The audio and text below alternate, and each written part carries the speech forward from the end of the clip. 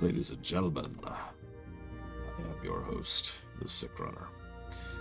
But before I start talking about that, I want to explain, because I know a lot of people have been wondering, when the stream's coming back, how's the break going? Let me rewind on the off chance you're not fully familiar of what's been happening. So the first thing is, ever since February or so, I've been having regular fatigue attacks. Now, there's a lot of reasons that built up to that, but it boils down to the fact that I needed to take a break, and I couldn't bring myself to do so. So, I kept working. The fatigue attacks got worse and worse and worse and worse and worse, until finally, I don't know, a few weeks ago, I've lost track of time at this point. I was like, all right, as much as I absolutely hate the idea, I am going to have to just take a honest-to-God break. Just not a dark. Because remember, for those of you not aware, whenever I take a dark, I get work done. In fact, I get a lot of work done. I work more than I do when I'm streaming during darks. So those aren't breaks. So I was like, okay, I need to actually take a break. And it was going to be the first break I'd taken since before I can remember, to be honest with you. I've never actually taken a break from streaming, so at the very least it would have been the first break I ever took on this job. So, what, I need to shave tonight too. Anyways, I look terrible, I'm sorry. So, not in a uniform. Everything's cool, right? So, I was going to take a break right after the FF14 run. However, several people were looking forward to the Pokemon Arceus run and had scheduled around that. So, in order to accommodate them, I was like, okay, we'll do Arceus. And if you remember, the Arceus run was kind of intermittent. I had to pause a few times in the middle of the day because fatigue was just smashing me in the face. But I did it. I pushed through Arceus. Cool, we did it. I'm like, okay, everything's cool. We finished Arceus on a Saturday. The previous Friday night, my brother-in-law gets a mandate from his job. It says, hey, we need you to come all the way up to Minneapolis Sunday morning.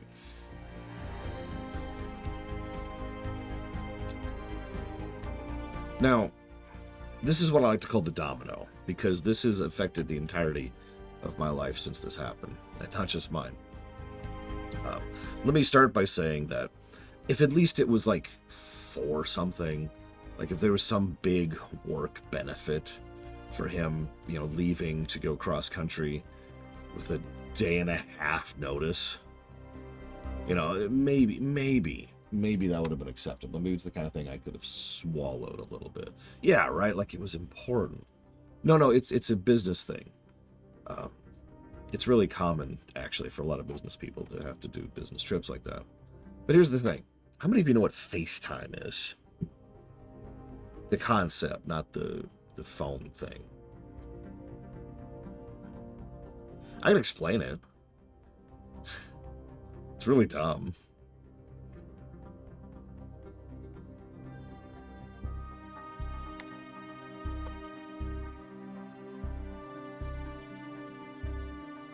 Pretty much, like, to summarize this whole story, it could have been an email. But I want you to understand this. I want you to understand just how stupid this is. So, I'm not getting into his job too much. He's a programmer. And he is one of the main project leads for most of their primary rollouts. So, once most of the majority of the coding has been done, it is usually handed over to him and his team in order to then actually implement, execute, and make sure to push it into production, right? So, the customer he was working with right now, the client, they were like, hey, your thing doesn't work. And he was like, yes, it does. And they're like, no. And he was like, no, you're wrong. And objectively could prove that they were wrong. and that the software was ready to roll out and was ready to roll out on time. But there's these two assholes at the client who I personally have a grudge against, despite having never met them, because they insisted that the whole thing was crap. If you've ever worked in any kind of corporate environment, you probably know the type who's just going to be antagonistic for basically no reason. So they kept pushing back and saying, no, it's not working. There's all these issues, which weren't issues. Like, my favorite example, I'll try to be vague about this, but like there was a specific thing where he, if you did the conversion of the old database to the new SQL database, it was like chakunk, and then it would throw up 3 errors on the side, which they've known about for weeks and already had another thing to grab and then readjust those 3 entries into the new SQL database without any issue. So they say there's hundreds of errors whenever we try to transfer the thing over. And these two assholes tell their bosses, it's not ready. It's not complete. There's all these problems. We're not going to be ready till like June. And they just pulled June out of their hat from absolutely nowhere. Now, obviously, the company that my brother-in-law works for is like, what are you doing? So they work out a compromise, which is we're going to go ahead and we're going to hammer this out, which could have been done over a Zoom call or an email. But then we get to the concept of FaceTime. Now, for those of you who don't understand, there's this archaic dinosaur philosophy in corporate America that has been old for over a decade now, where they insist that you actually come into the office and talk to someone in person, even though there's absolutely no reason to do so. And in fact, it's actually detrimental to the work in question. It actually costs the company money in every way to get you into that office and doing that. Now, this is true even if you happen to live 20 minutes that way. But in this case, they demanded that he fly all the way up to Minneapolis. Please think about how much additional charge this is, because obviously there's the flights, but that's a joke. Because then you have to pay the extra overtime for the on-site work for him and someone else, by the way, who flew in from the United Kingdom, because this is an international company. By the way, the guy from the United Kingdom also had a 1.5 day notice to be able to fly to Minneapolis.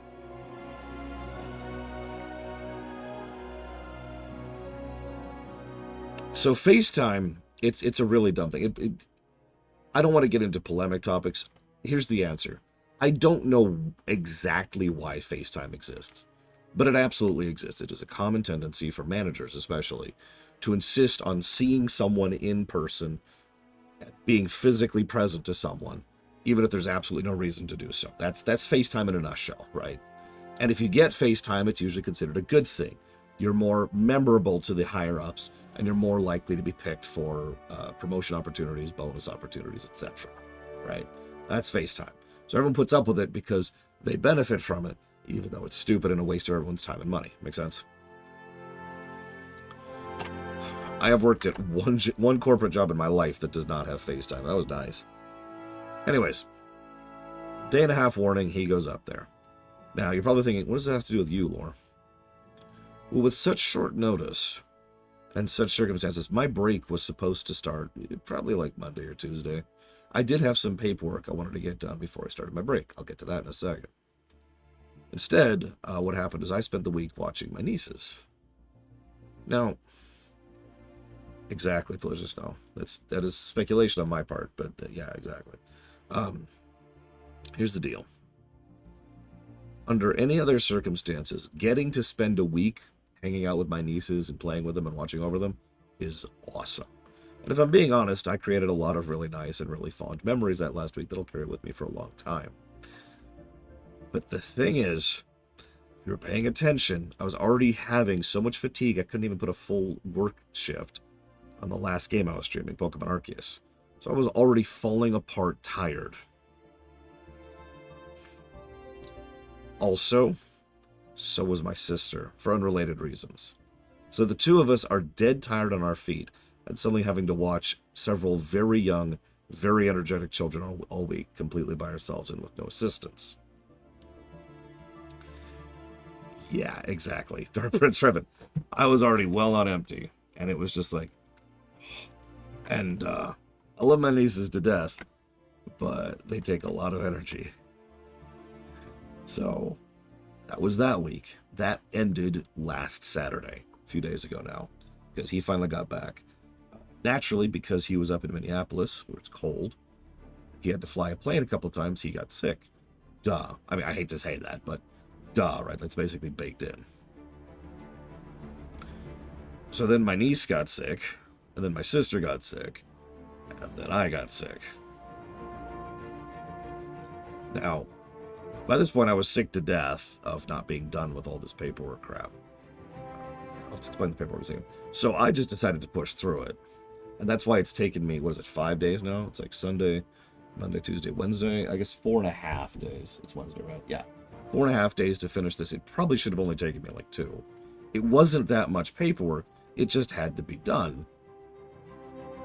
But I had a week with my nieces and then I was sick. So I haven't even started taking my break yet. It's kind of the summary of this entire story. Now, several people asked, what the hell is this paperwork you were doing? Well, the paperwork I was doing was getting a sub from Vancini. Whoops.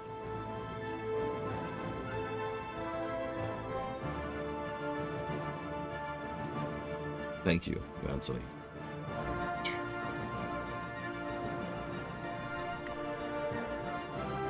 I will put that towards dealer's choice. So I can explain very, very simply what I've been doing. If you type !audit into chat right now, you will see the primary project I have been working on. I've actually known this is something I had to do for almost a year now. But the audit sheet being up to date and accurate is something that's really important, and it wasn't, put very, very simply. And so I wanted to do a nice big stretch of just keep getting it up to code. It's the kind of boring ass thing that nobody cares about, which I actually disagree with. I care a great deal of it. It's infrastructure, right? You know, we could talk to Baltimore about infrastructure right now, and I'm not trying to make light of that. I'm just saying that's why infrastructure is important. So I needed to go through and get this sheet up to code because it very much wasn't. It was still using an outdated system, and several games hadn't actually been properly updated on it. Furthermore, several of the categories weren't actually... Yeah, exactly, Jesse Ward. Several categories weren't actually being tracked correctly. For example, pacing, padding, and seconds and minutes were all being considered in the same category, and I needed to split that up. And brickwork and sprite work were being considered in the same category, and I had to split that up. So that was the initial audit. Thing is, as I was going through, Blade Traval mentioned something, and I noticed that there was another flaw. So that just added another thing to the audit list, right? Because that's how it works, right? If picture you're on an assembly line, as you're going down the assembly line, you notice a flaw. You can do 2 things, or 3 things. You can ignore it completely. You can fix the flaw and move on, or you can mentally flag that for something to check to make sure that flaw isn't happening anywhere else, and that's what I did. So I actually did 6 separate audits, each individual, like, okay, hang on, this is screwed up, so let's see if there's any other issues with that. This is screwed up, so let's see if there's any issues with that. You get the idea, and that's the primary thing. A few scores have changed, but it's all really, really small changes, just to be slightly more accurate. But there's one big example, one big exception, and it's what I'm working on right now. Because one of those things that I skipped over, and this is my fault, I'll admit it, was that there were several issues with the Starfield run. And I'm honestly curious if, with proper results and proper things, where Starfield will list. Because if you look at the review page right now, it is mostly up to date. It is up to date except for Starfield. The Starfield entry there is actually not up to date if you just check the review sheet, or the review page, excuse me. But I'm actually staring at the document right now, and I'm double checking with my other document over there, as I've been doing for the rest of these entries, just to make sure. And lo and behold, I've already noticed a few issues. So yeah, Starfield just keeps on giving. It's really amusing to me. I was kind of hoping Mr. Red would be here, because I'm really curious if it is going to end up beating King's Field 4, because at the moment, King's Field 4 is in the number 5 slot. But that's it. That's the summary. I am going to actually take a friggin' break soon. For those of you who have asked this, hang on just a sec, sorry. Some people have asked how long of a break you're taking. If I actually had a ETA on the break, then it wouldn't be a break. I'm kind of tired and brain dead right now, so I don't really have the best possible way to explain that. But I wouldn't be able to relax properly if I had a set amount of time on the break in order to actually relax, in order to actually unclench, for lack of a better way to mentally unclench. I need to not be freaking out about the fact that I have to start stream Saturday or whatever, something like that, right? So that's the primary reason. Yeah, the break will end when the break is over, when I am recovered. Obviously, being sick is throwing a bit of a wrench in that, so it might take a little bit longer than I would like. Oh yeah, that's another thing. I came very close to just going back to streaming tomorrow, sick or no, because I've been like a week and a half off a stream. I've lost a week and a half of my life to this whole stupid Minnesota trip and to being sick. So that sucks.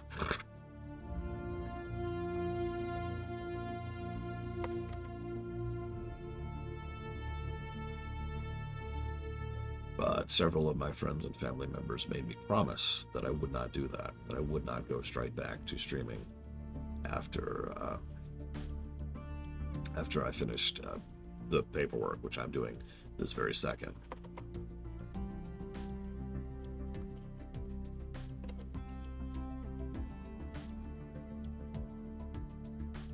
Hazardous.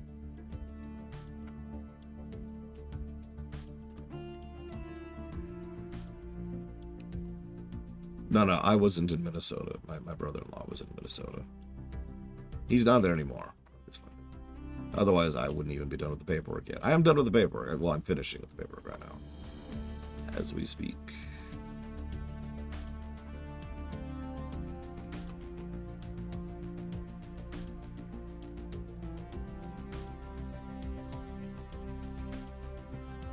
We live further south than Minnesota. Didn't be vague about specifics. So he was rather fascinated with the concept of snow, because you've been getting some snow the last week.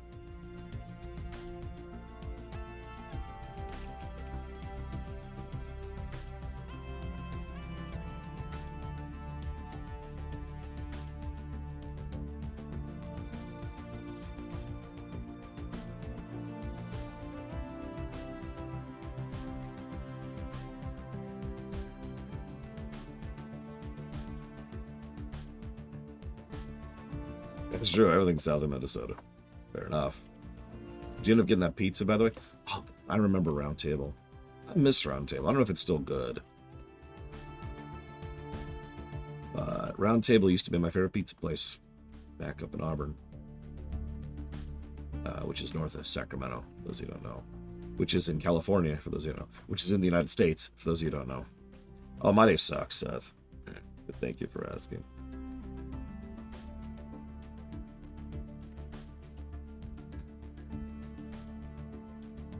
Where's the United States? That's on Earth. Although some people pretend it isn't.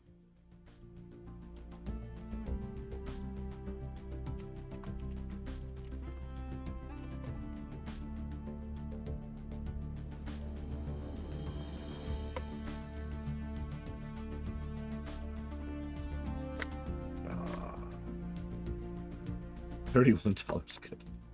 God, yeah. That's just stupid. $31 for pizza. You know the single individual thing that pissed me off the most about pizzas? Very off topic here.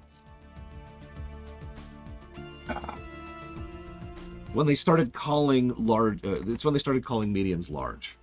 You remember that? This is like want to say like 12, 13 years ago at this point. Do you remember when they started, like every pizza place just started calling their mediums large? Well, if you want a large, you can get an extra large, but that, you know, obviously that's going to be more expensive because their extra larges were not large. And they just got rid of the extra large. Hated that. But I like cold pizza. Well, I will hunt down and genocide, suicide, fascist. What else we got? YouTube. What else is a hot button thing for YouTube nowadays? I don't like cold pizza. I don't like cold pizza. I know a lot of people who do. I know a lot of people prefer cold pizza. That's insanity to me. If I can't reheat the pizza, it's not for me. Now, here's the thing. You can reheat a pizza that's stale and actually unstale it once. I'm sure several of you actually know this trick. You get like a paper towel and get it damp, right? Just get it a little bit wet and wrap it around the bread, wrap it around the crust, and then nuke it up that way. And the humidity of it will reinvigorate the bread. But only do it once. The trick only works once. After that, it's gone.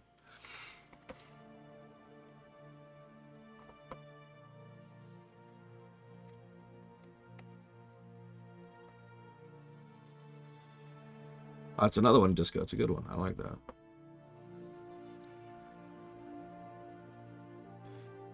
Florida's the entrance to the warp. Makes so much sense. Makes so much sense. For the Trek lore run, which I have actually managed to do one episode of in a week and a half, we covered The Expanse, which is the season finale of season 2, if you don't remember. We couldn't stop joking about it. No offense to anybody who actually lives in Florida, obviously, duh. But we couldn't stop joking about it. That the aliens decided to do that to Florida, of all places, right?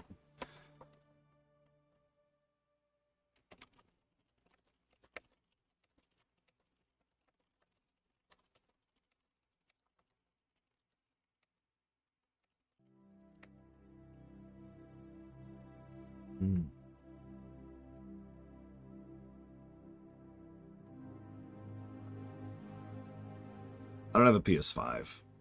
Jorah Mormont. I'm gonna have to wait till the PC anyways, which is fine. First time I play it, I'll play it on camera. I've been playing a couple of things, or rather, I've been wanting to play a couple of. Let me use my correct terminology here. Like that. Has anybody seen that frickin' MOBA mode? Or WoW? I'm gonna go with a no, Sir Jorah Mormont, because I'm not aware of anything with that. Plunderstorm, that's what it's called. Plunderstorm.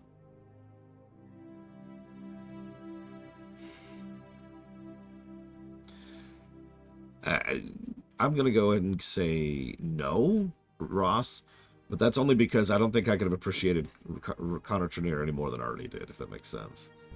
So, let me give you an example. During... don't tell me, Sergio. I'll get there. I'll get there. There's the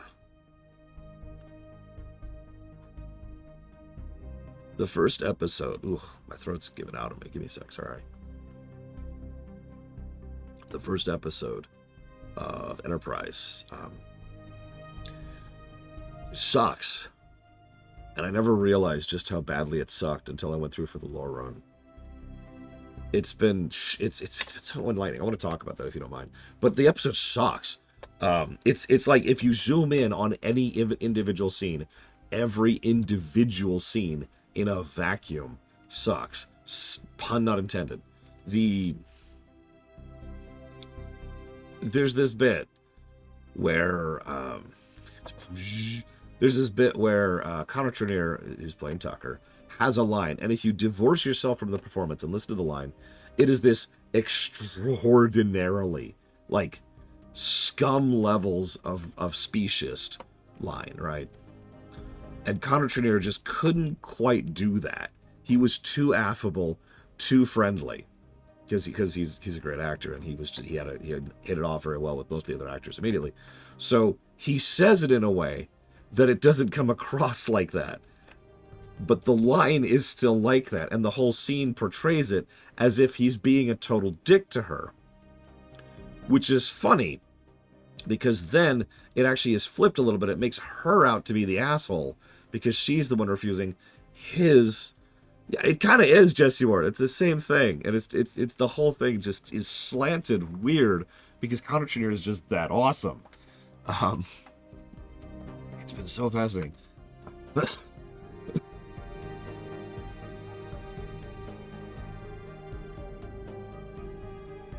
Excuse me. Okay. Thank you, Cumanization. Very, very much for the sub, if you give me a moment. Here it is. Jolene Blaylock is still my second favorite Vulcan actor. Period. Like, she really is fantastic. Now, she doesn't get a chance to come into her own until season 3. But that's true for all of them, right?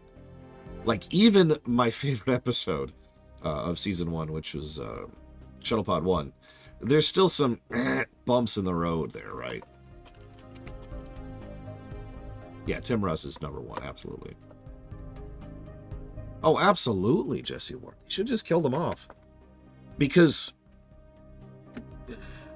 everyone tells me Scott Bakula is a good actor.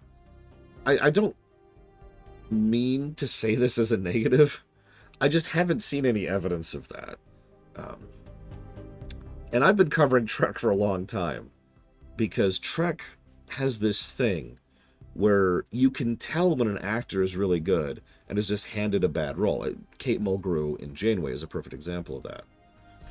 But Scott Bakula does not manage it as Archer at all. He never manages it the whole show. The first time he's anything is later on, and even then it's not like he's better, it's just more like the role's better, and he's still kind of just, it's just kind of doing his thing. It's less bad. We'll put it that way. It's less bad. Thank you, Tiny Shroom, very much for a full year of support. Thank you. And if you want to put that towards up to 3 things, please let me know. Thank you.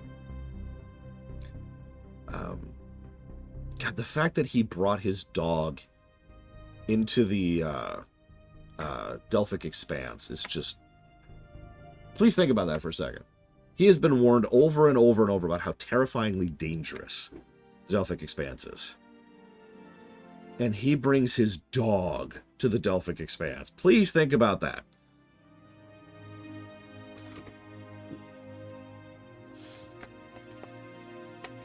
But the thing I have found most interesting about the Trek lore run is that I've been... Obviously, it's a lore run for someone else. It's a very personal thing because I can't stream Star Trek episodes.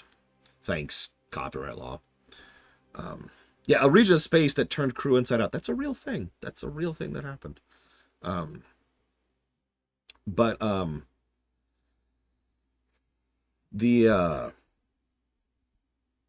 I put this into words? I didn't realize how much I missed during the Trek ruminations until I started the Trek lore run. Now, with hindsight, that probably sounds like a duh. Of course, I'm getting more detail in the lore run. It's a lore run. I can pause and say, look at this, right?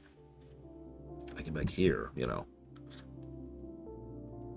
But I think part of it, from my perspective, and this is kind of a long way of saying thank you to you guys, guys, gals, and in-betweens, is that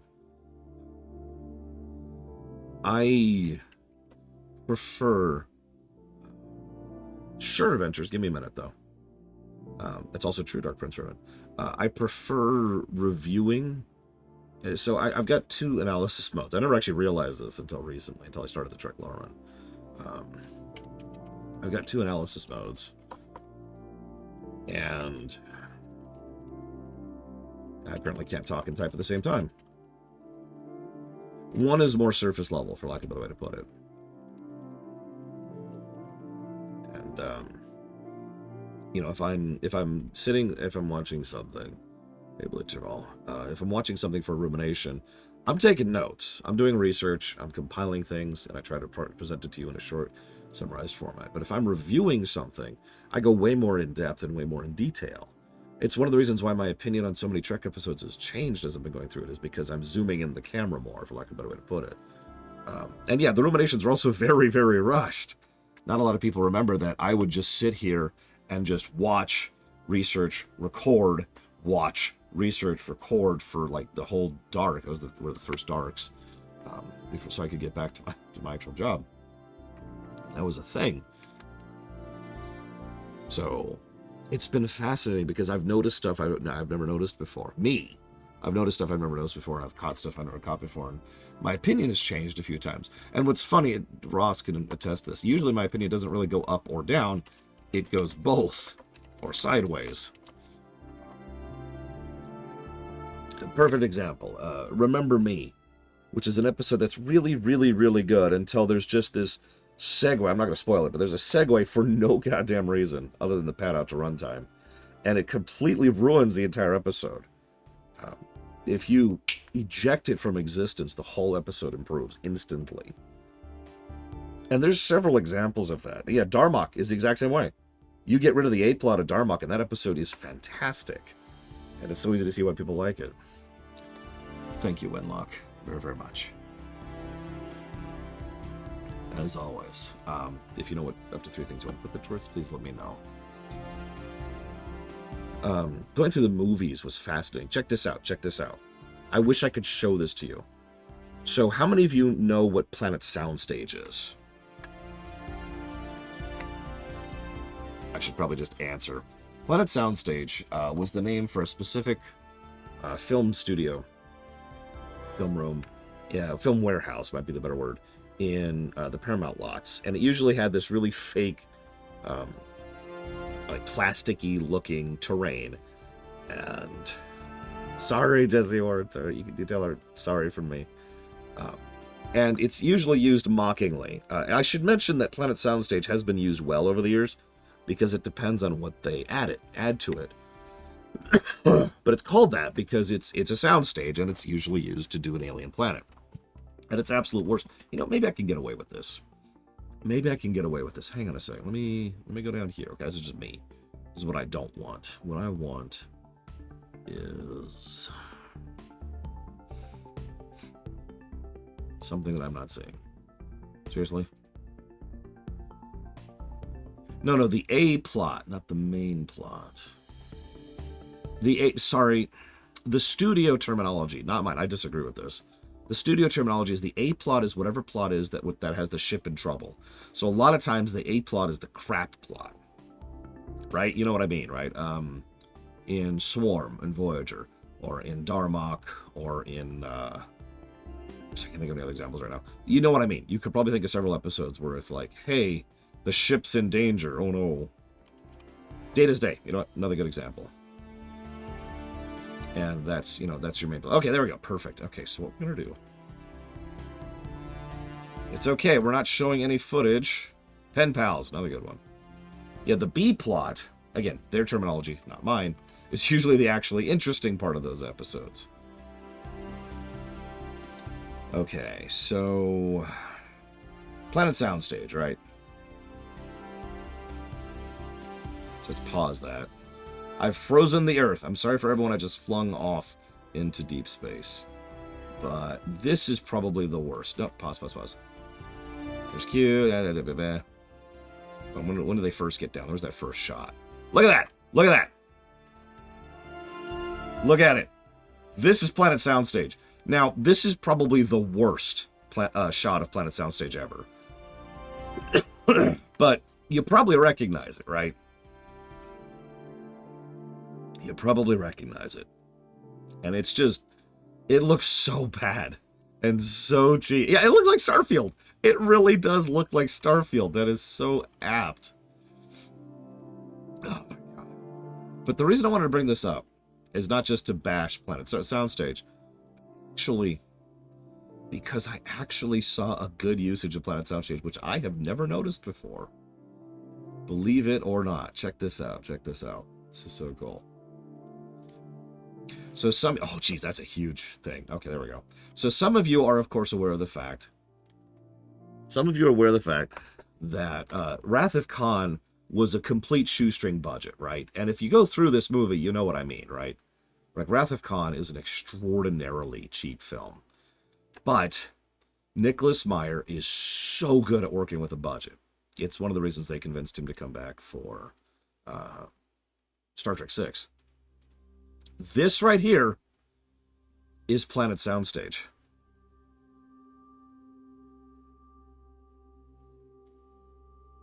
This whole section, as they're going through this planet and they're exploring, like, you can see it, right? If you're really looking, you could see it. And I did some double checking and research. It is actually Planet Soundstage.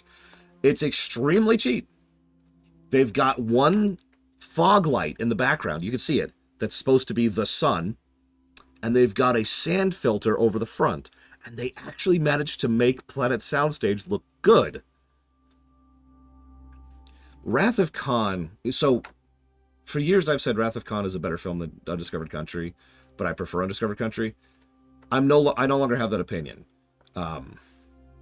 Wrath of Khan is a damned good film, and it's a very talented film, and I appreciate it a lot more. But it's really fascinating, just the construction of it. And Undiscovered Country is just an amazing film, top to bottom. I have nothing else to add to that. Because here's the thing.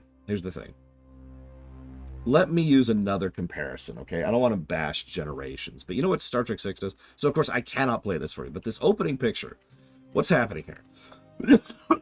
What's happening? It's just names on a starfield, right?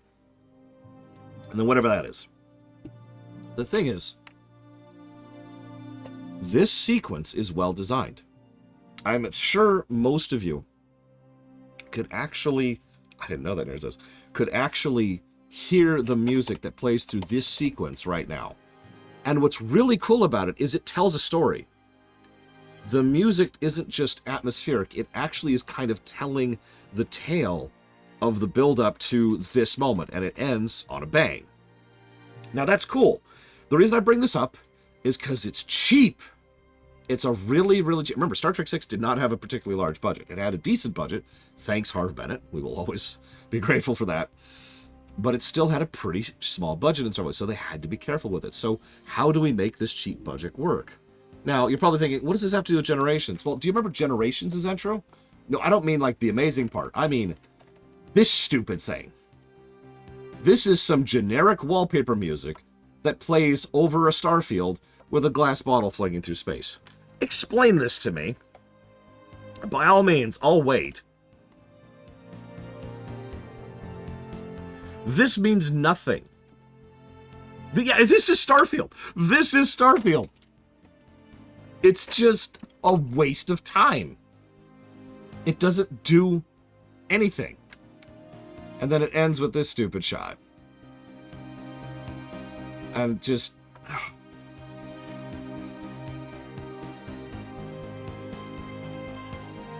It's so bad. It's so bad. And it's a shame because this opening section is so damn good. Can I just say, because we went through Generations as well, obviously we did all the TNG films.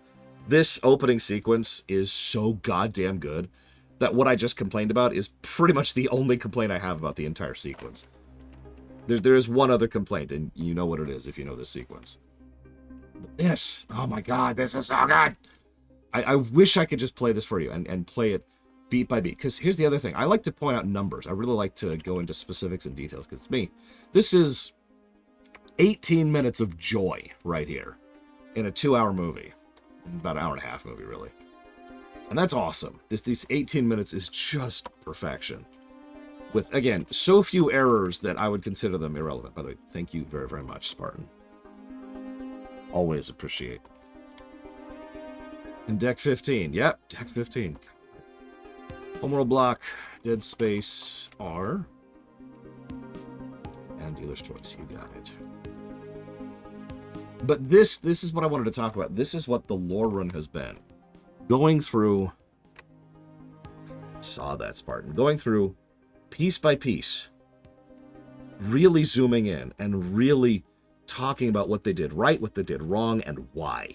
That's why I call it a lore run. It wasn't supposed to be a lore run originally. It just kind of naturally developed into one. And, you know, can I just say that nothing has made me hate this sequence more hang on. Yeah, this sequence up here. Then going through it with a fine-tooth comb. This whole sequence right here. Just... I've known this is bad since I saw this in the theaters, this sequence. I knew it was bad when I did my rumination on it.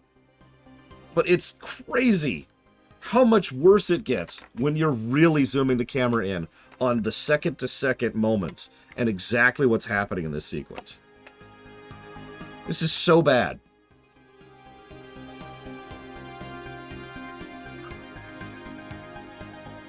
Yeah, frame by frame. So I've talked about this before. I've always said that my analyses are much more surface level because you can really zoom the camera in when you're analyzing something. Far more than I usually do. Thank you very much, Little Billy. Always. I'll put it towards the trails in the Sky block, Pokemon, Soul Silver, and the Kirby block. You got it. Now, I was talking about this too. A little bit, yeah, Spartan. Off and on. Mostly while watching the kids, actually. Because the littlest one has been getting fascinated with WoW, and so she likes to watch it. It's a good way to calm her down for a bit, to get a break, essentially. So speaking of, while I'm here.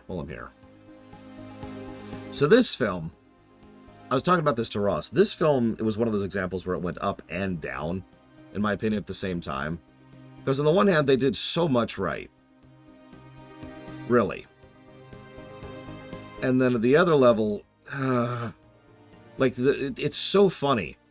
Like, this opening shot is brilliant, right? Just absolutely gorgeous. And there's the sexiest woman in the world, obviously. And this opening battle is, just like in Star Trek 7, is actually really, really tight.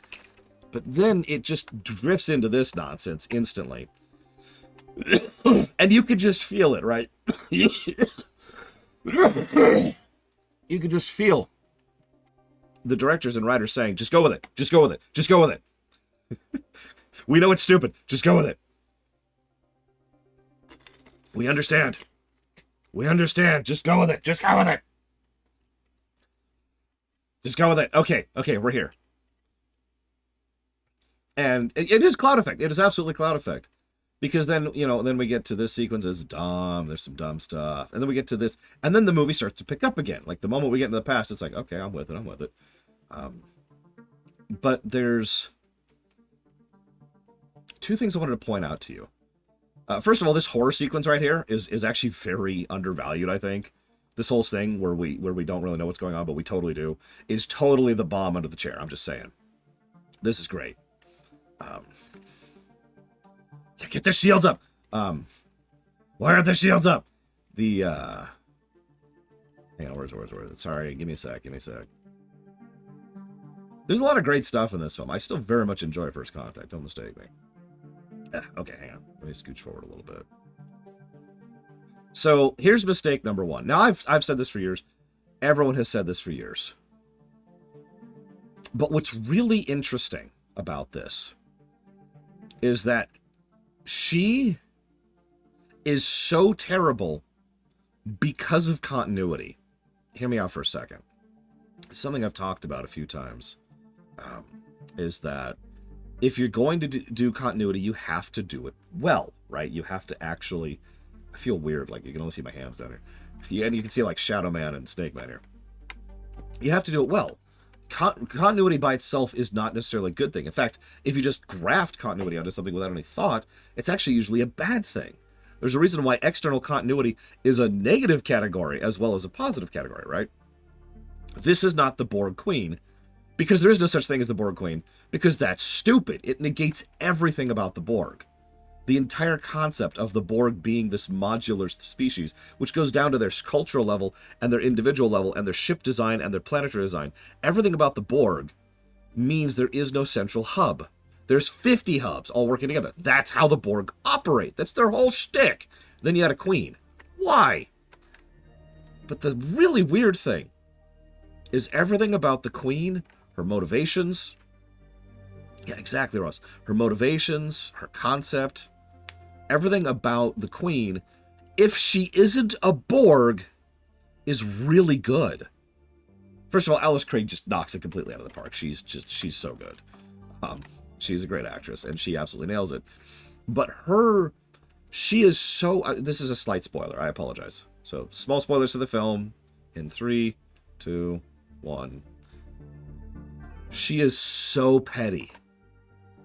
Her actual motivation for everything she's doing, for crushing an entire population, an entire species, and fundamentally changing history for the entire galaxy, and everything she does is because Picard said no to her. And that's great. I'm not making fun of that. That's great. That's a wonderful motivation. It's so... I don't know how to explain it. It's so relatable to see someone at such a severe and extreme level of power be motivated by something so extraordinarily pathetic, right? If she wasn't Borg, she would be a universal positive. Instead, she's the Borg Queen. And so, and that's the dichotomy of First Contact in a nutshell. For everything they do right, they do something wrong. And it's like, God, man.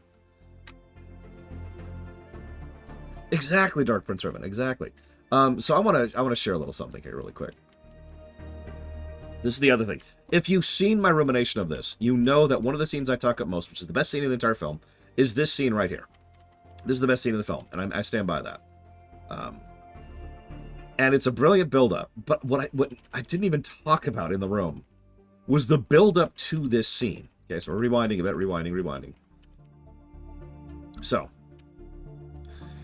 Picard, God, Patrick Stewart is so good. Picard is doing this thing, right? He's captain, but he's not really freaked out or anything, right? He's affable, he's friendly, he's sharing the nature of the future with her, you know, the economics of the future a little bit different, blah, blah, blah. And everything's cool. But then he goes and sees down this corridor. And the moment he does, his entire demeanor shifts down. And it's such a subtle shift that I don't think I've ever noticed before. How much he gradually slides from, to, and he just becomes this very, very detached. And look at him. You can actually see, this is a great shot. I got this completely by accident. You can see, hang on, I'll try to, I can't get my head that far down. He is physically recoiling right now. He is actually he's doing that thing where you pull your head back a little bit. You can see it in his neck. And he's just performing this as he's going through here. And yet the whole time, his expression is cold and calculating, and he is unhesitating. And so we can see in his performance how much this is killing him, and how much he's refusing to let it do anything to him. That's important. Because for all the crap, for all the fear and pain and hatred that he has of the Borg, he cannot bring himself to let it affect his job. He is too much of a professional. He is too much the captain. The captain. In order to... You're kidding. My name is Legion. In order to let that affect him. But then we get to the best scene in the film. And then he loses it. That demeanor, that cold professionalism. Even when he's here, he does this little joke. Just bikinis and skirts. Sorry, that's nothing puzzle. But then he finally loses it. And it's so brilliant. The exact moment he loses it is when he recognizes who he's shooting. And I don't think I can get the freeze frame here because of how the fast forward works. And I don't trust hitting play to not get this banned. But the moment he actually recognizes the person he's seeing, he loses it. He can't do it. It finally bursts through the dam, and he screams at the person he's shooting. Because one of his crew is someone that he is killing because of the Borg. God, that's so good. That's so good. Sorry, just... This is why I like First Contact, right here. Like, there's some decent action stuff in this film, but man, did I find anything positive in Nemesis? No. Nemesis. Oh, man. So, okay, first of all, speaking of going more in depth and more in detail, we spent, I kid you not, about 30 minutes analyzing this village. because we got to the point where they're like, you use a tool. What's the exact quote? You use a tool to do the work of a man. You take something away from the man, I believe is the quote. And then we rewound to this part of the film and just started looking at this village of no technology. Because just look at it. Just look at it. Look at how precise I can't remember what it's called. The decor. There's a term for it. Yeah, the perfectly mowed lawn, the perfectly kept bushes and the trees, and they've got these freaking, oh my god, these freaking, I can't remember what it's called. I've actually studied architecture and I can't remember the word. But if you look at the stuff on top of the roofs, right? Like that kind of, it does that thing where it like slides down and then there's like a little groove and then it goes down. There's a word for that. And those things are not easy to make, especially by hand.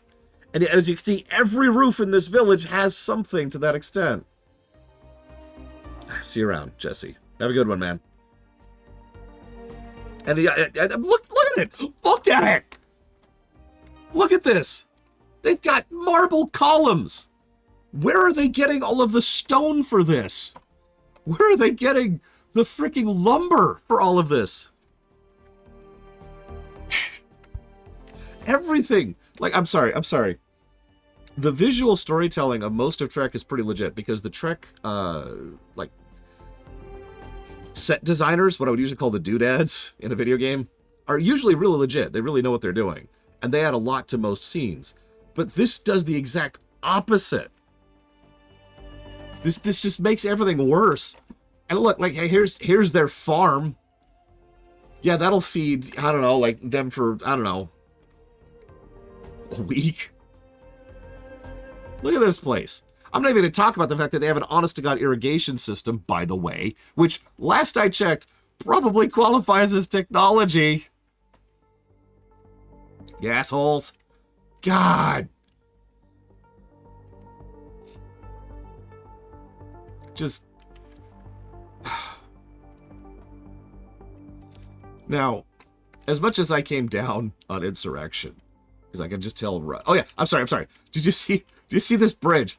Hang on, get the freeze frame right. Ah, it's so frustrating. There it is. Look at this bridge. Look how smooth that is. Look at the grooves in it. Look at this bridge. They just, it's one unbroken piece of rock. How did they do that? All right.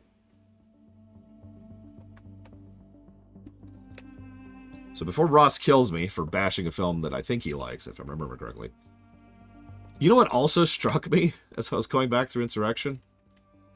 Everything to do with the Baku is garbage. Everything. All of it. But then, yes, this is during the Dominion War. Then we cut to this sequence. And all of a sudden, I like this sequence. This is cool. This is interesting, and it's character, and it's talking about the world and the state of the things, and it's like, okay, this is interesting. I'm kind of with this. This is weird. And there's this whole thing. They're doing some good exposition. They're trying to figure out what's going on, and okay, I'm with it.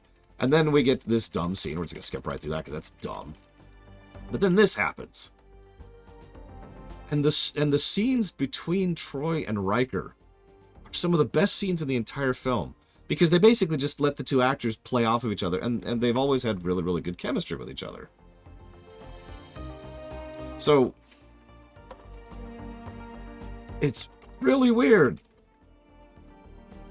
Thank you, Jonathan Freeloader, very, very much.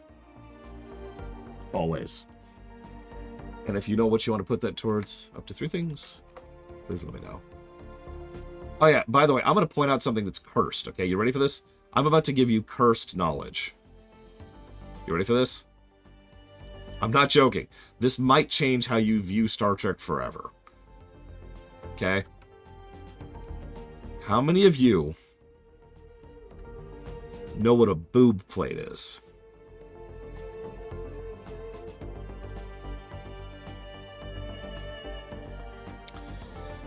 So, for those of you who don't, it's a rubber thing you wear over yourself, and it goes here, and it forces your breasts into a very specific format, okay?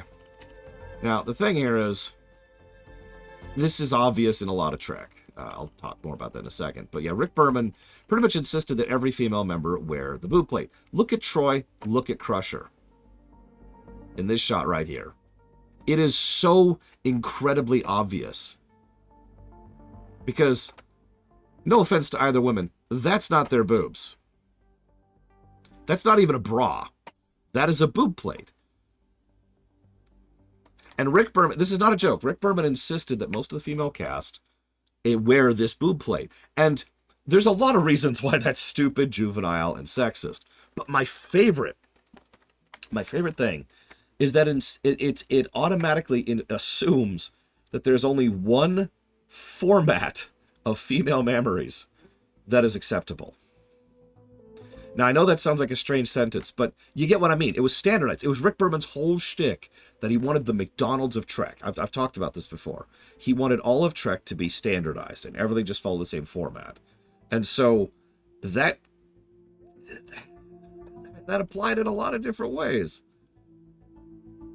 And if I could really make my point here, give me a second. I'm going to pull up Star Trek 3. I know that's a weird direction to go, but just bear with me, because we watched the TOS movies after the TNG movies, so this was kind of a thing for us. Okay, so let me pull this up here. Now, I know that it's going to be weird to hear a streamer say, look at all these women's boobs, but I'm about to say that, okay? Hang on, got to find the right scene. There it is.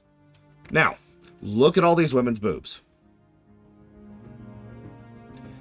If you're noticing something, hello, Evo, you're noticing that they're different shapes and different sizes. You know, like women have. They were allowed to be their own body types that they are.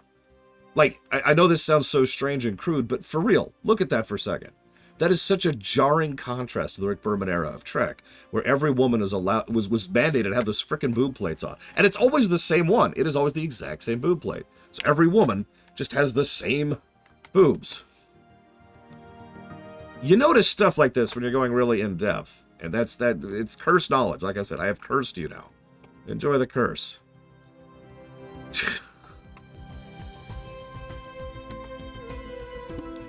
Frickin' Rick Berman. Anyways, you're welcome. I have finally cursed you all. Oh no, they don't. My name is Legion.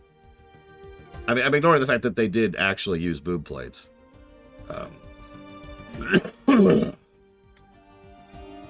Like that's not presumption, right? There's just, in some cases, it's just more obvious than others. What was her stupid name? Although, hang on, you want more curse knowledge? Do you want even more curse knowledge?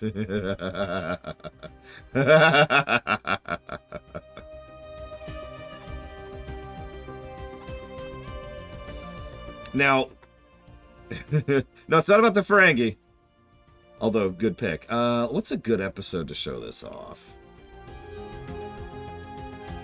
You know what? Let's pick up one of the worst episodes of TNG. Let's do that. I don't even have to go past this screen. I don't have to go past this screen right here. Because the boob plates were not limited to women. The men over here had to wear these muscle suits. Now, we've actually heard about this before. Several of the actors have talked about the muscle suits. But when you go back through season 1, it's really, really obvious in a lot of shots, the muscle suits that they're wearing. And they look so uncomfortable. They look so awkward. They eventually got rid of that. Weirdly enough, they eventually got rid of the muscle suits. They kept the boob plates, but they got rid of the muscle suits. You want to say something else cursed? I'm about to curse you with something. I almost guarantee you, like maybe only 2% of you have ever even seen this. You ready for this? You ready for this? Look back at the panels in the back, okay? Now look at the one directly above Picard. Do you see that black sheet of paper that's on the panel there? Look at the one directly to its left.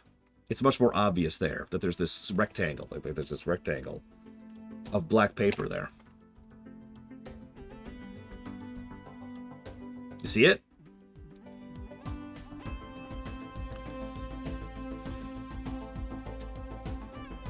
It was extremely common, mostly in season 1, Remember, season 1 was extremely low budget, like to the point where, frankly, I'm astonished they made a show at all. Yeah, it's there to block the lighting and the reflection of the camera. So they would just put black paper up on the panels. Let's see if I can find another shot of this. Yeah, it's Code of Honor, but of course it's Code of Honor. It's freaking Code of Honor. I might not be able to... They don't have a lot of shots in the bridge in this episode, but they do have one more. Hang on, here we go, here we go. Looks like there's no black paper up there right now.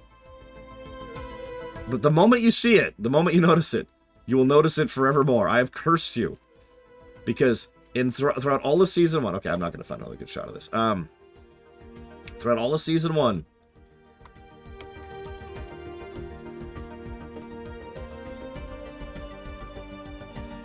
There's one right there. Right, it's not super visible, but right behind Tasha Yar's left elbow, you can see one of the black papers.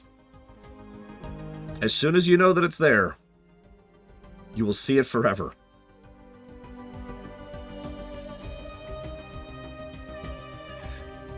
I curse you. There it is. You can see it. It's behind a little bit to well, it's basically just straight behind Tasha Yar there. They vary, Yura, and how obvious they are. I mean, obviously this was a show that wasn't designed to be seen in 720p. But, like, there's this one thing. I'm trying to find a shot of it. I might have to actually hit play here. Hang on, I'm going to mute this. No, a little further. Hang on. Look at it. Look at the paper. Look at the paper. Oh, my God. Okay. Hang on. Let's see if he goes far enough forward for me to show it. He does not. Okay, of course he doesn't. Yeah, let's skip a little bit more forward. There's a specific thing I want to show you. And of course, I'm not sure if it shows up in this episode at all.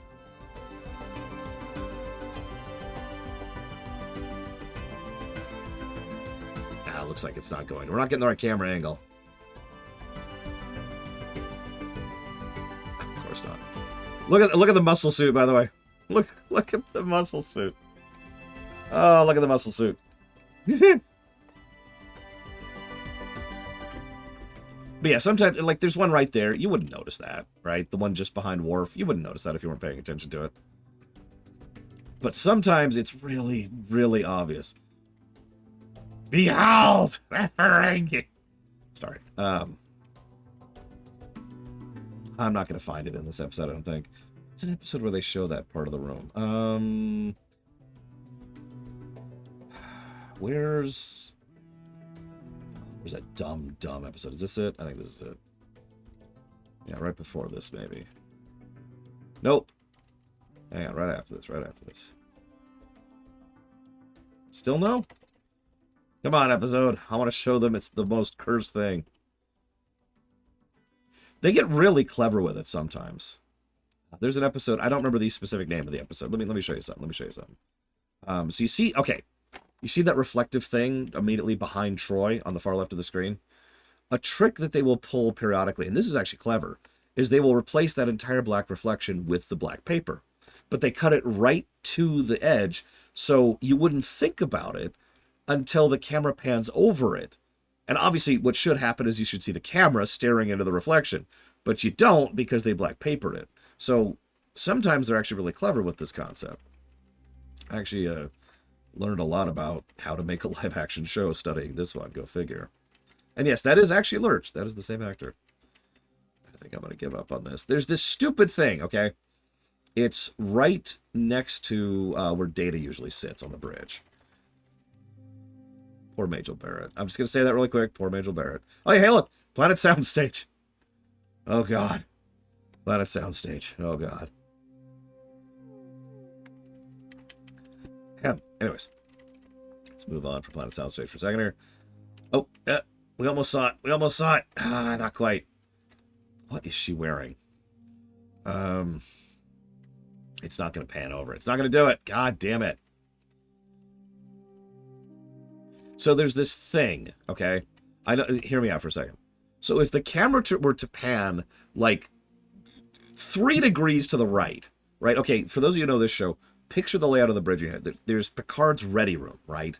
And as he leaves, there's like this little outcropping right there, and it's the black paneling.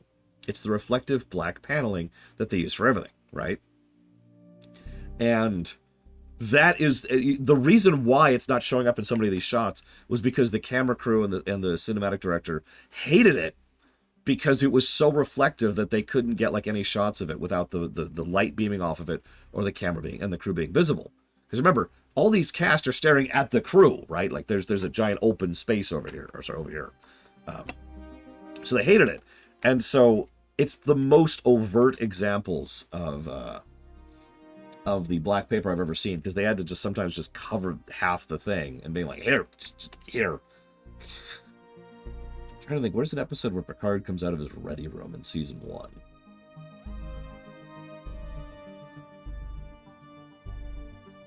Is there such a thing? I can't think of it. I can't think of a specific example. I've failed you.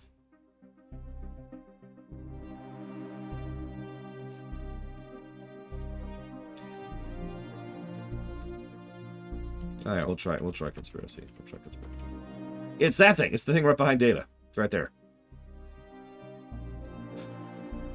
You'll notice how the camera is going all way out of its way to make sure that thing is not facing anything, because that thing was just a plague.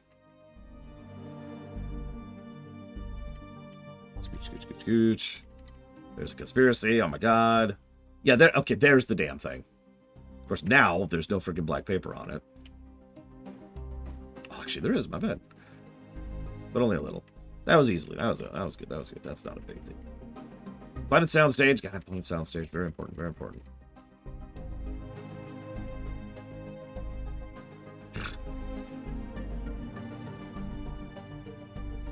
I just want one more. Just one more. Give me one more shot of your terrible, terrible stuff. Oh yeah, by the way, really fun thing. So check this out. Gene Roddenberry insisted on the muscle suit. The person who hated the muscle suit most. Can anyone guess? Can anyone guess the person who was the most pissed off by the muscle suit?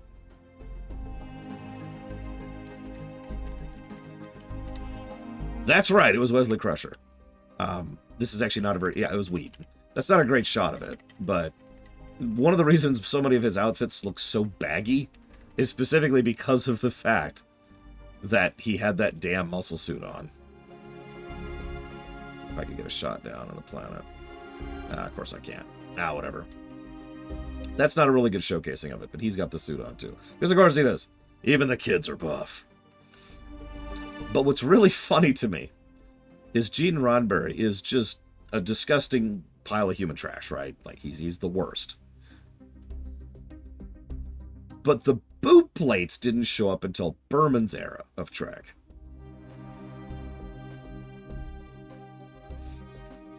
So make of that what you will. Anyways, I should probably stop talking about all this crap. Nobody cares. Nobody cares. The butt plates. Well, no, I'm kidding. To my knowledge, there were none. Although actors do that. That's a real thing. So for those of you not aware, sometimes, especially actresses,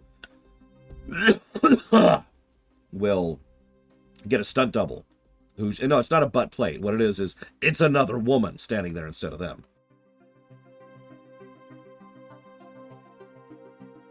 That's a thing.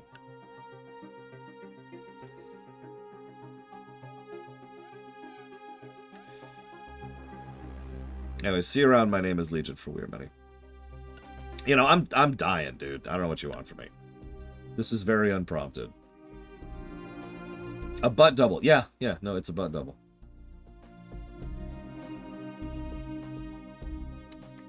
Oh, that's tiny.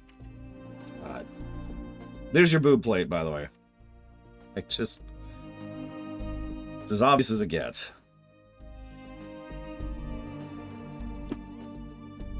She is such a good actress, too. I've said this before. Jeri Ryan is a really good actress, and she does a very good job of playing Seven of Nine. And she is my favorite character on that show for a reason. But just look at that. By the way, actually, this is a perfect shot right here. Because you can also see the other thing most female Trek actresses were forced to wear. And that's the corset. You can actually see the grooves in the corset under her suit there. Do you see that?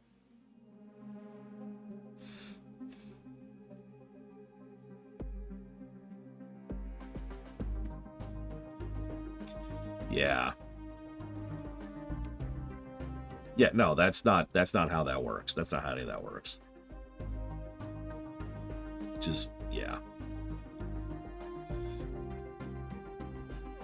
I believe Kate Mulgrew had to wear a corset up until the point at which she insisted that they allow her to change her hair. Also known as when Rick Berman kind of walked away from the show. If you remember that. Now, Branna Braga, that's actually a long and complicated thing. But the long and the short of it is that when Berman left the show, Braga basically took over and Berman went off to do his own thing and get Enterprise started. Excuse me. And things got better, but not, frankly, and I'm going to say this as nice as I can, not better enough, because this was the dark era of Braga. An era he has publicly apologized about many times for very obvious reasons.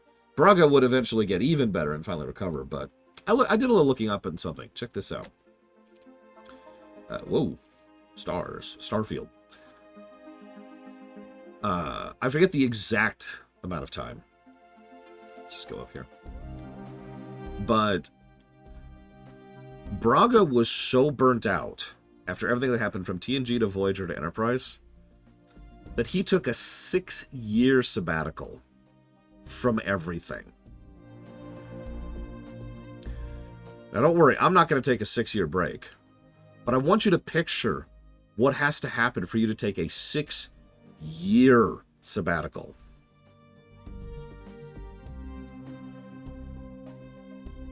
No, Braga didn't do anything for DS9. Or if he did, it's something not really worth mentioning. He played Starfield for 6 years. He developed Starfield for 6 years.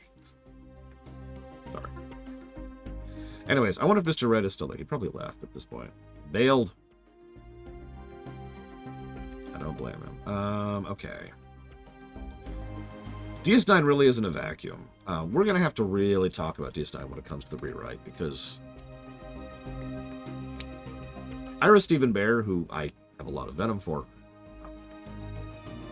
wanted so hard to do that typical writer thing. I don't know what it's called. It's the contrarian writer thing, right? Every writer's talked about this. Writers have talked about this for decades. It's the concept where like you want to write something for a particular thing, and you want to go as far against it as well. Yeah, you want to break the setting. You want to break the rules. You're told you can't go past warp 10. We're going to go past warp 10.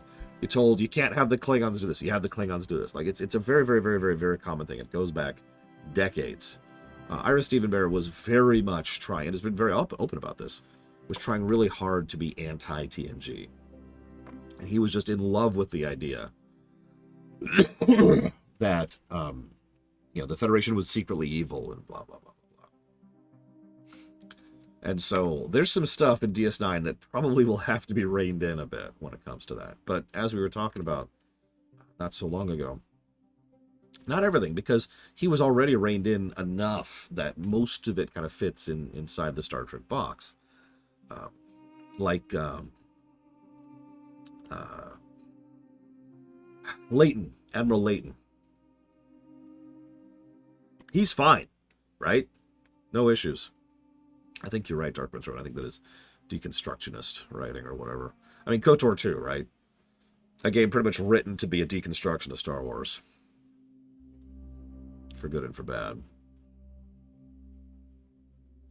And yeah, like with all things, there's doing it well and there's not doing it well.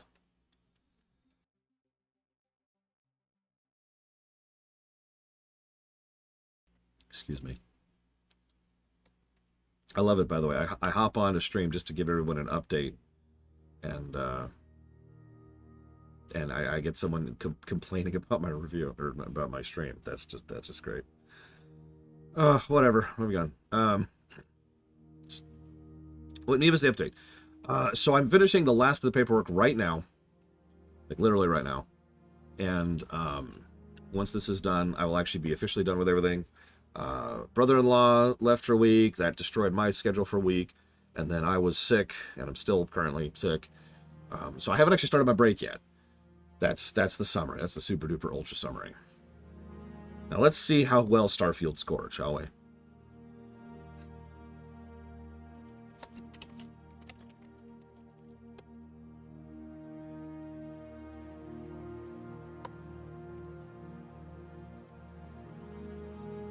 I'm going to actually take a break. I promised multiple people, I promised I would not come back to regular streaming as soon as I finished the paperwork. I thought about it. I'm not going to lie. I thought about just starting stream tomorrow, but no.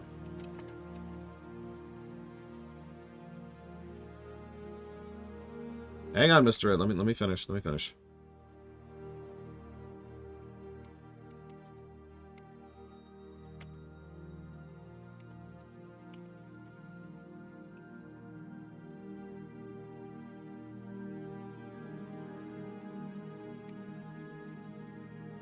Okay.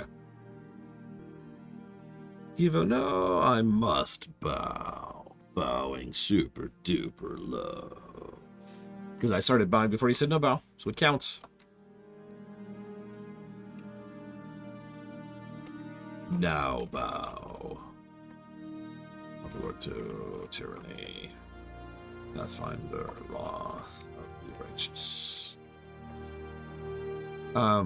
Sorry, you asked me a question about the Lorunni. What was that question? Do you remember? I think it was Ross who asked that. Yes, it is. Spartan. Kata is a huge expansion. Just gargantuan. I don't think we've ever had an expansion that big. Not even Legion. Then again, Legion did have the artifacts and the order halls. Okay. Starfield. Ah! Thank you, Fife. Speaking of WoW. Favorite episode overall? I'm not sure here. Let me ask them really quick, because I think they're on right now. No, not at all. Kata took forever. There's a huge gap in content between Wrath and Kata.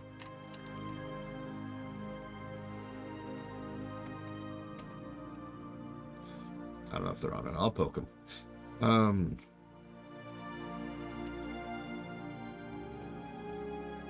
Warlords was an even bigger gap. The gap in content between Pandaren and Warlords was crazy. They lost a lot of players at that point. So that's going towards FF7R1, WoW, War Within, and the Mario Kart block. Okay, Starfield. Oh, actually, that is on the books, Ross. That is a thing that will happen.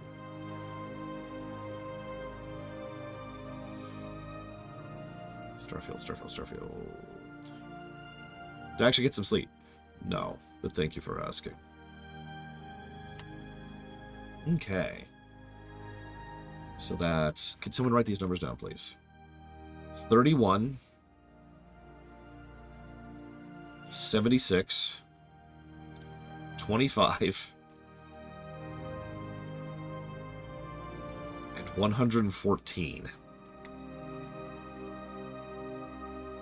Good God. Okay.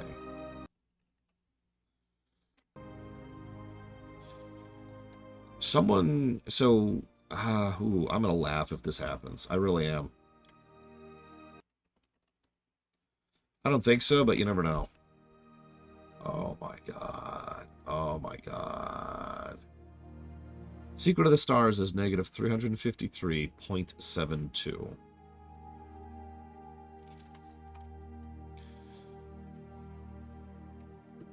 Hang on, I'm not done with all the math yet.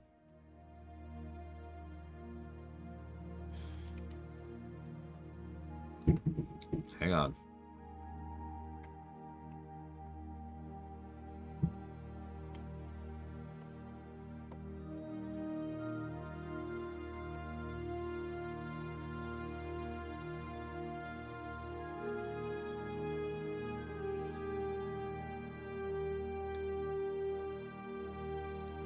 So to repeat that, Secret of the Stars is negative 353.72. I went to the points for a reason.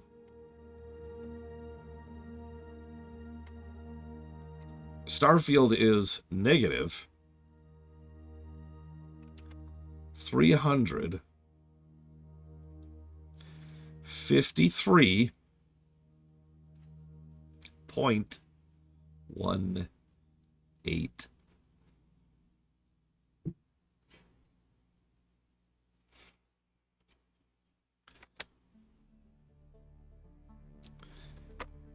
No, Secret of the Stars is still worse. By point... Oh, geez. Hang on. So what is that? By 0.54. Secret of the Stars is still the worst game by 0.54. It's just a basic screw up on my part, Spartan. That's all.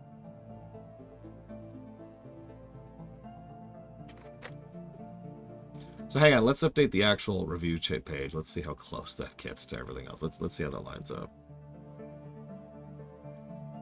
It's a proper sequel to Secret of the Stars. I cannot argue that. Whoops. God damn it. Come on, game.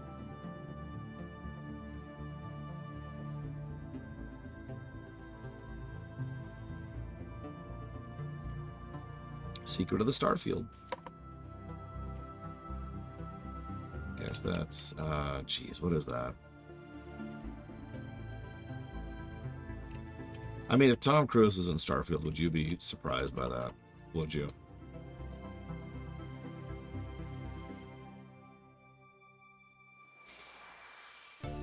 So, in answer to you, who was that? It was Ross, wasn't it?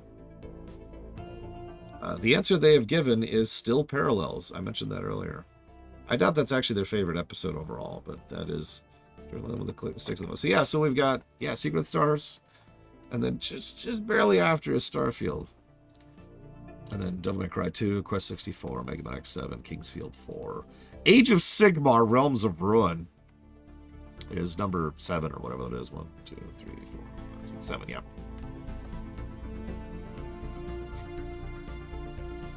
Drakengard went down a little.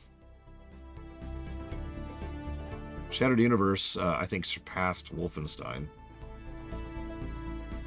Breath of Fire 2 is down there. Breath of Fire 1 is down there. Just Cause 4 jumped down pretty far because it's an older thing. If we squeezed out one more negative, Lufia 1 is negative 60.85. I think that one went up. Yeah, that one went up, actually. It went from like 68 to 60 or something like that.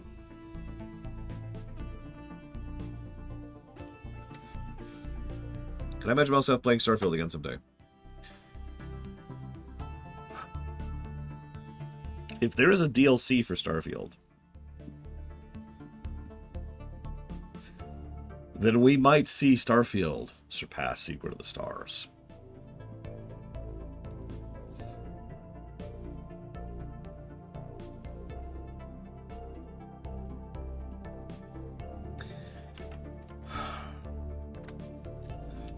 And I realize I just automatically assumed the DLC would be garbage.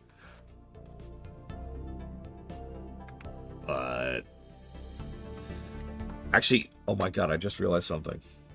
So for those of you who know, we actually give automatic negatives for microtransactions, because screw microtransactions, right? And how many negatives we give depends on how bad they are and how obtrusive they are and how much they affect the game design. But if you have microtransactions at all, it's at least one negative. So if they add microtransactions to Starfield, there's our negative.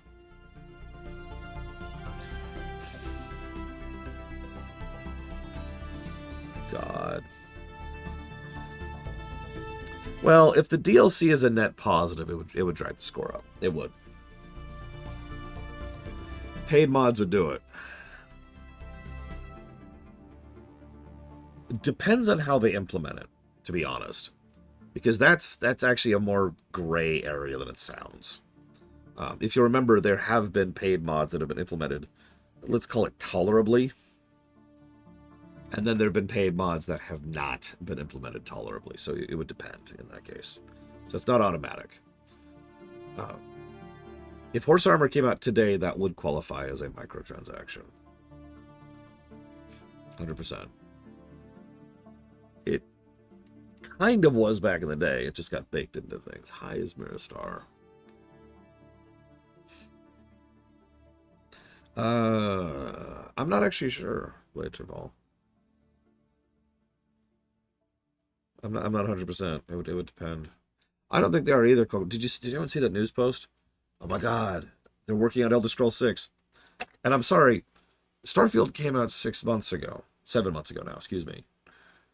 So if Elder Scrolls 6 is playable now, either you've been working on Elder Scrolls 6 well before Starfield came out and you just abandoned Starfield, which is very possible, or you are so copy-pasting Skyrim, because that's called what it is, in the design of Elder Scrolls 6 that it is functionally playable for the same reason that, like, if I was just to drop some assets into Skyrim's engine, it would be playable, right?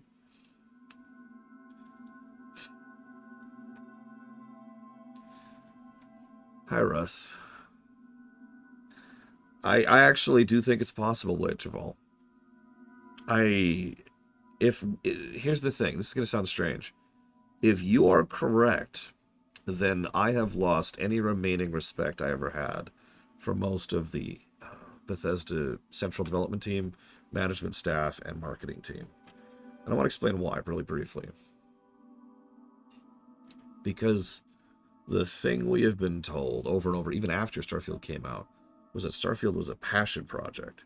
We have receipts that indicate that they have design documents, no pun intended, going back to like 2002 for how much they've wanted to make Starfield and how much this has been a big thing of them. If they were willing to straight up abandon Starfield and just start working on Elder Scrolls 6, then they are lying to us.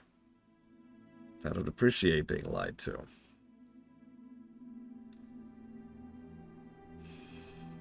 Yeah, no, exactly, Esmerister, I agree. It's one of the most soulless games I've ever played. That's why it's the second worst game I've ever reviewed. Well, yeah, no, like Larian leaving Baldur's Gate 3 makes perfect sense. I called that when I was reviewing it months ago, if you'll remember. I even actually gave the game a negative because one of the biggest things that I thought was a flaw in Baldur's Gate 3 was it was a kitchen sink problem, right? They were so clearly throwing everything into this one game because this was their one game, and once that's done, they're going to move on and do their other thing. That was very obvious just from looking at the game. And yeah, I wouldn't want to deal with Hasbro. I wouldn't want to deal with Wizards. Screw both of those companies. Oh god, you're right, Spartan.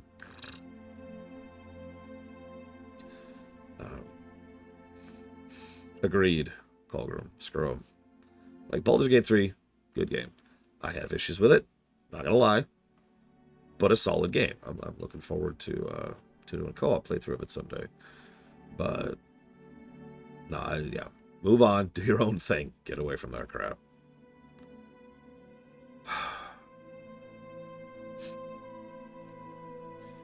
I'm sorry, I'm blown away that Starfield managed the number 2 slot. I really am. Close, too. 353. God, that's terrible. Right. Sorry, you asked that earlier, Asdamine. I apologize. Which Metroid game do I think will score the worst? There are really only 3 contenders for that. Metroid 1, Metroid 2, and Other M.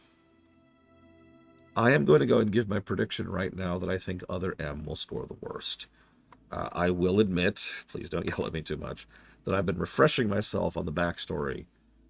Backstory? The behind the scenes and the makings of Metroid Other M. And as I've been going through it, I've been reminding myself of what a goddamn mess that game is. I think the gameplay might help with the overall score of Other M, but you also have to understand that everything about, for example, say, the missile system and the flow of Other M, and a lot of the enemy design, and just Eh. I think Other M might actually take the bottom slot. It's why we're doing it first.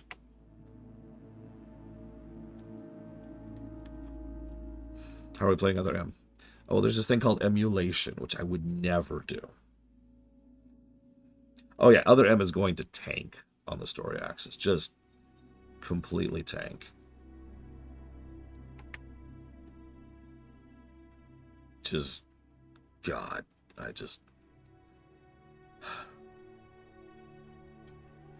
I know that reality doesn't work this way, but it feels weird that a game that's made by the same general team and designers could be so much worse that's made so much later, right? Like, how does Super Metroid have such better story, specifically story, than Other M? How is that a thing? I mean, obviously Prime has a better story, but, you know, Prime is Prime.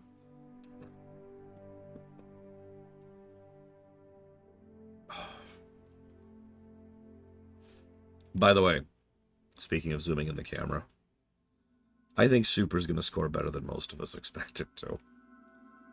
There's some issues with Super. I'm not trying to say there aren't. But I think Super is going to just kind of crack the review system in half. I don't think it's going to get to the absolute top. But, like, yeah. Super's going to score very, very, very well. So which Metroid 2 version do I think will score best? That's a good question. Oh yeah, the density of Super is going to be bonkers. Just absolutely bonkers. Super is one of those really, really rare circumstances where I could pause on, say, about 50% of the game. Like, if I'm saying this wrong. On about 50% of the single screens in the game, I could just freeze the screen and talk about the good game design on that screen, on that one screen. That is how dense Super Metroid is. It is crazy how good the level design is in that game. There's a reason it is considered the originator of the Metroidvania concept, even though it actually predates Super. Anyways, best of the twos. See, I actually rather liked the 3DS too. And I certainly think the Game Boy one is probably going to be the worst of the twos. But I'm really not sure. See, I actually didn't play all the way through AM2R. So I can't really speak to that. But what I did play of AM2R was really tight. So I'd say that's going to be a close race between AM2R and Samus Returns.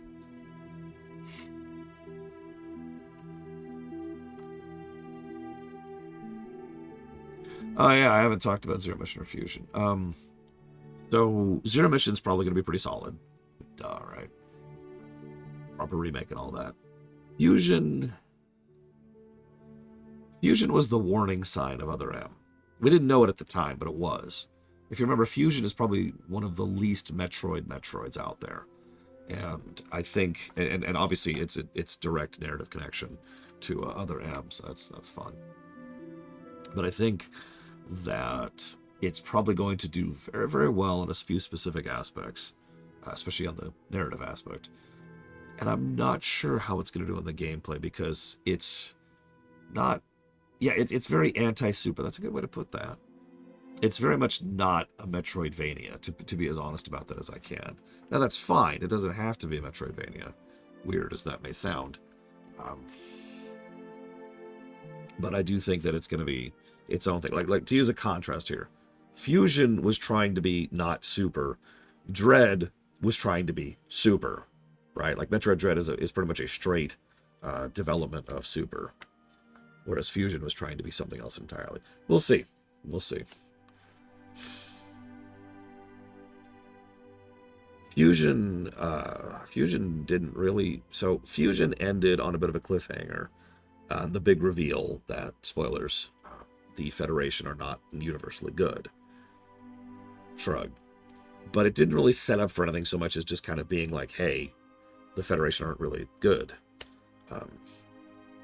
Whether that's set up for anything or not is kind of debatable. We do know that, I can't remember his name, Sakimoto, I want to say, the main Metroid guy, really, really wanted to continue that plot thread, but felt he couldn't do a good enough story on the GameCube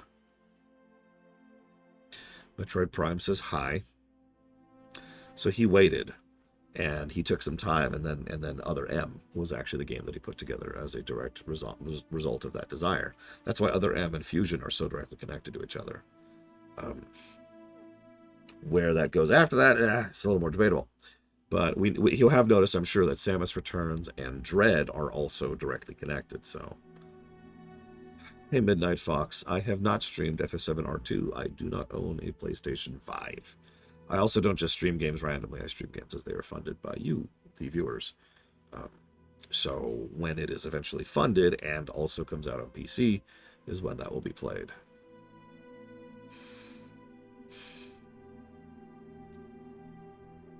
I mean, honestly, yeah, ditto Asdamine. I'm really looking forward to Prime 4. I mean, name a bad game that Retro's made. Trick question. There is no such thing. Granted, they haven't made a very large amount of games. Anyways, I'm slowly losing my ability to talk. This is mostly intended to be like a 5-minute thing, updating people that, you know, I'm alive and I'm going to finally actually take my freaking break. I'm going to go ahead and take my break, I think. So, I end statement. I feel terrible, Disco. So I'm gonna actually start taking my break. Woo! Paperwork's done. Paperwork's done. Kids are cool. Hopefully I'll be better tomorrow. So let's see you guys.